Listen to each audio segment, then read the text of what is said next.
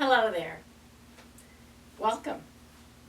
We've arrived at the penultimate episode of my project. And I want to tell you about the tax anomaly. When Mother decided to move in with me, it was right after she retired at age 67. She called me up. When I had first moved to Roswell, we had looked at a number of homes, but I didn't find one that I thought would work, and so I rented an apartment. But when Mother decided to retire, she called up and asked me if I had been looking for a house for her to retire into, and I said, lying, yeah. I got done with that phone call, I hung up the phone, and I thought, oh my gosh, I don't want to move, it's so much work. And strangely enough, in a few weeks, the woman who had been my realtor when I first came and didn't buy a house, called me up and said, your house is on the market. And that's how I ended up with this house. The story is not so much about the purchasing of the house. I've told it to lots of people, and it is quite a story. But this anomaly is one that I haven't shared with anybody ever. Mother was bossy and headstrong and smart and efficient and just big personality kind of woman. But she wasn't the person that I leaned on for advice for the early parts of my life. My inclination when I was young was to turn to Daddy. And so when he died, and I was just 19, it was really scary and awful for me because I didn't think Mother liked me very much. She loved me. I never doubted her love for me. But we had spent my teen years in pitched battle all the time, so I wasn't sure. And I always saw Daddy as the more calm and reflective person in their couple. She was the firecracker. He was the rock, you know. So I went ahead and bought the house, and I moved in, and a year later she moved in.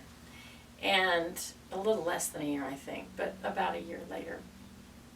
So I was doing my taxes, and I was starting to freak out.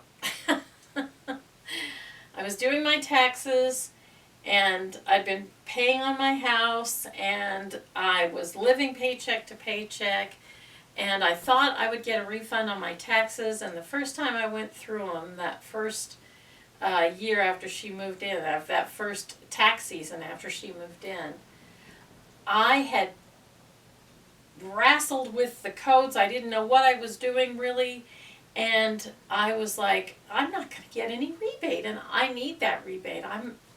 I'm strapped. I need help. And I was so upset. And Mother was out working in the garden when I was upset like this. I guess it was in March, you know. Spring comes early here in New Mexico, but it was March, early March, right before the equinox. And Mother was out getting the garden ready to plant. And it was a Saturday, and I was so mad and so freaked out, and I walked out and I said, oh, I don't understand why this is happening. And I went through the whole thing about, I don't know why, it's just awful. I'm afraid I'm going to owe more taxes, and I just really unloaded. I was just so upset and scared. Taxes always scare me because it involves the government, and I don't trust the government for obvious reasons. So, Mother said, well, I tell you what, let me look at them, and we'll see if we can't figure out what's going on. She was incredibly calm about it. And that wasn't Mother's go-to position. She was not an incredibly calm person. She was a lively person. She was not a, zen sort of person, but she turned all zen in that moment. And I said, oh, okay. So she got done, we had some lunch, and then we went in and sat down at the table, and started to work through the numbers, and Mother looked at it and thought, and she read the material, and she said, oh, well, here's where you're missing something. You've missed the deduction for your interest on your home loan, and you've paid a lot of interest this year because, it's almost all interest that you've paid. So you can deduct that. So you are going to get a refund. It'll be okay. So she walked me through that and helped me. And that day, Mother and I were very different than we'd ever been, because I was, well, than we'd been since I was a little girl. When I was a little girl, Mother taught me everything. And suddenly, I was at her feet again. And she was so kind and so patient with us. And Mother always had more understanding of money and budgeting than Daddy had. She always did. Daddy just gave Mother his paycheck, and she handled everything. And that day, everything she did suddenly became instruction to me again.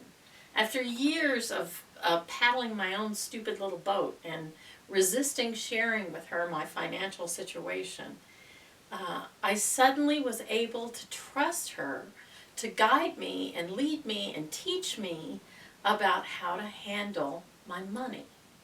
Now, my family never had a lot of money. Daddy was in the school business, and for a big part of our lives, Mother was a stay-at-home mom. She eventually went back to the workforce, but we never had a lot of money, never ever.